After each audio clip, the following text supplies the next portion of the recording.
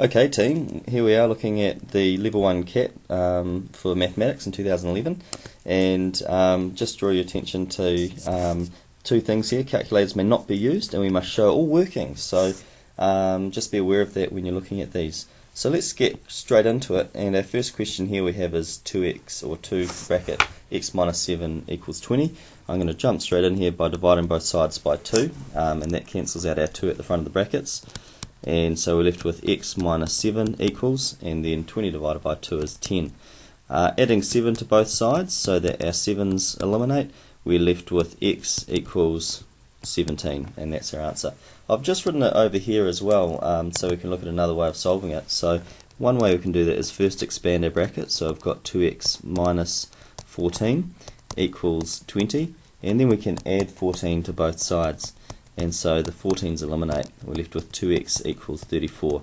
And next step is to divide both sides by 2. So 2's cancel out, and that gives us x equals 17. So we notice that both of those answers give us the same result. And either way of working is fine in terms of achievement and excellence. But yeah, alright, let's go into the next question. So we've got x on both sides and numbers on both sides. I'm going to start here by adding 8 to both sides. So 8's eliminated, and we're left with 3x equals 5x plus 12, because 4 plus 8 is 12.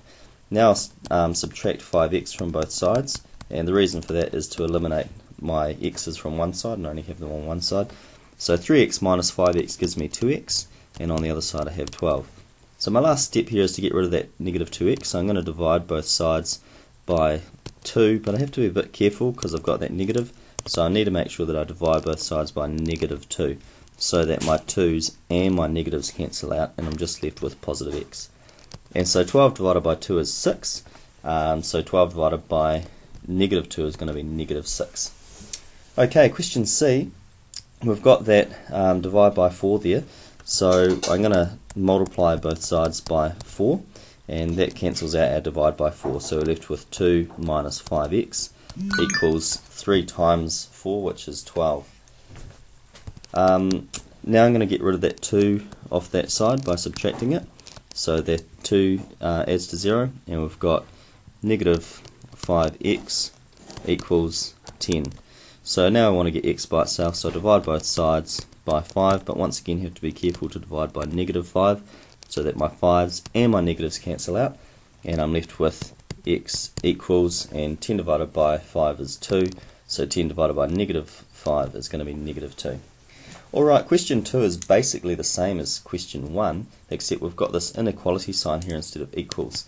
These are solved more or less the same way as an equals equation, except for one rule that we have to observe, and I'll show you that when we get there. So we'll start by times on both sides by 4, like we did before.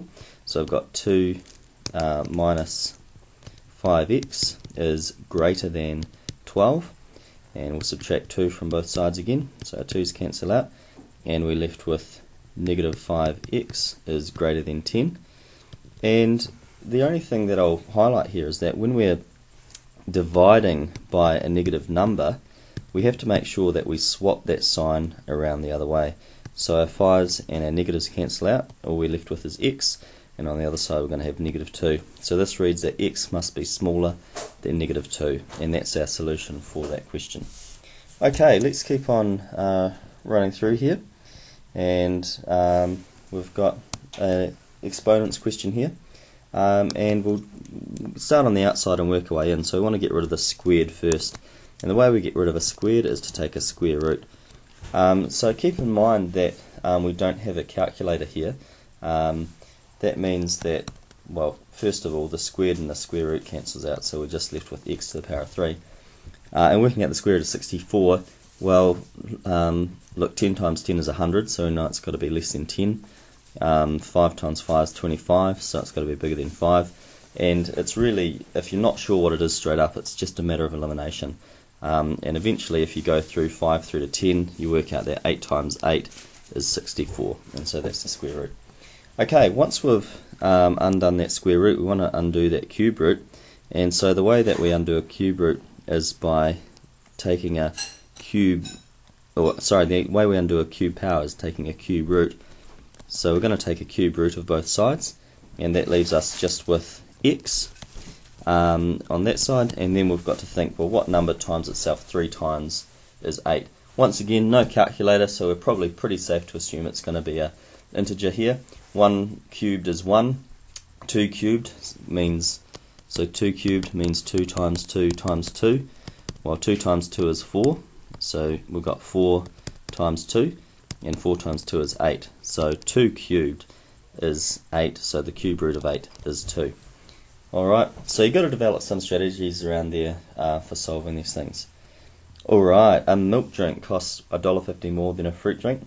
5 fruit drinks cost 5 fruit drinks and 4 milk drinks cost a total of $24.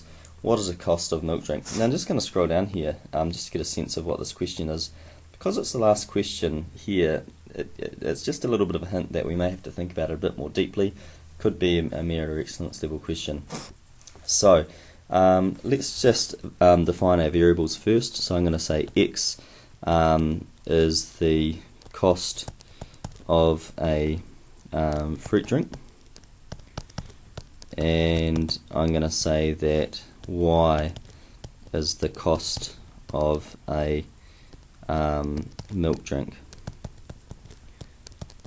The reason why I'm doing this is so that I'm clearly stating what x and y are, so that I can make up an equation here. So a milk drink costs $1.50 more than a fruit drink. So what that is saying is that y is equal to the cost of a fruit drink plus $1.50. Okay, so it's $1.50 more.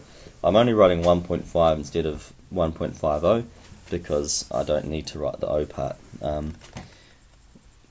Alright, the next bit is saying that 5 fruit drinks and 4 milk drinks costs a total of $24. So 5 fruit drinks, so 5 times the cost of a fruit drink, plus 4 times the cost of a milk drink, gives us a total of $24. This is what we call a simultaneous equation, and we can have a number of methods to solve it, but I think the easiest way to go about this one is substitution. So I'm going to take what y is equal to, and I'm going to put it into there instead of y, and so that will give me another equation altogether. So I'm going to have 5x because I haven't touched that, and then I'm going to have 4y, but instead of y I'm going to write x plus 1.5. Important that we use brackets here because y includes x and it includes 1.5, and all of that's equal to 24. So now I've just got one equation, this whole thing here, with only x's in it, so we should be able to solve it now.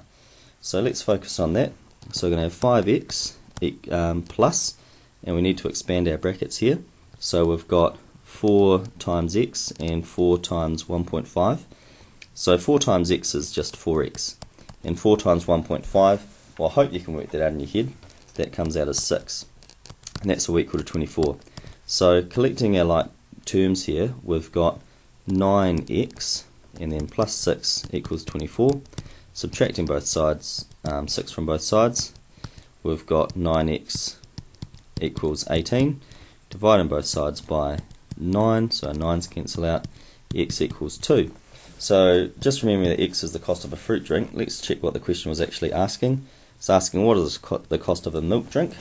So we've said that x equals $2, and that's fruit. And so y is going to equal 2 plus 1.5. So y equals $3.50. And the question's been asked in words, so I think it's good practice here to answer it in words. So saying y equals $3.50 is not very helpful. So I'll write a sentence about what we found out. So 1 milk drink costs $3.50. Okay, and that's question 1 from the 2011 CAT, the first variant. And yeah, I really suggest that with each of these you have a go, and if you get stuck, that's really what this video is for.